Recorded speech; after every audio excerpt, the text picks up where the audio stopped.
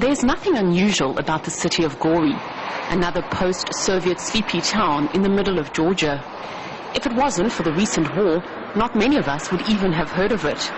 Gori is the birthplace of Joseph Jugashvili, better known as Joseph Stalin, one of the world's most notorious dictators. And while he may have been the Soviet leader who triumphed over the Nazis, Stalin also marked one of the darkest periods in the USSR by sending millions of people, including many Georgians, to their deaths in the Gulag. Curiously enough, it turns out that many Georgians have a soft spot for Joseph Stalin. Despite his epic crimes, he's still the local boy who made it good. Which explains why in Gori is perhaps the world's only Stalin museum.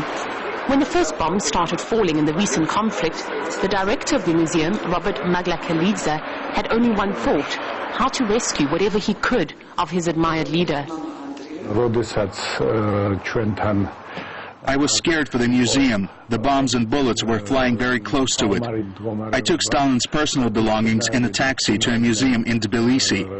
Neither the museum nor the huge statue of Stalin standing in the middle of the town square received even a scratch.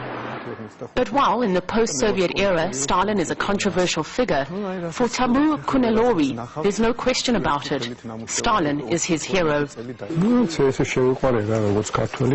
He was one of the greatest politicians. Everyone in the world says so, and I say so too. I don't know why, but from childhood I felt very connected to this man, and my life took me on this path. But some would say his passion took him too far on this path.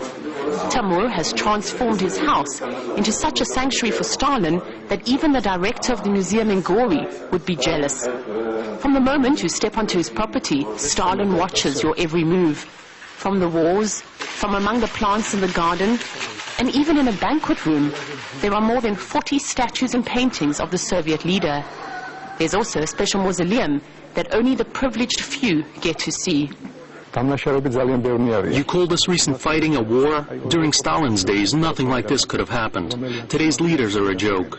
You cannot compare them to Stalin, because Stalin, during the most difficult war the world has ever had, led his country to victory. But there are many people in Georgia who do not have a soft spot for Stalin.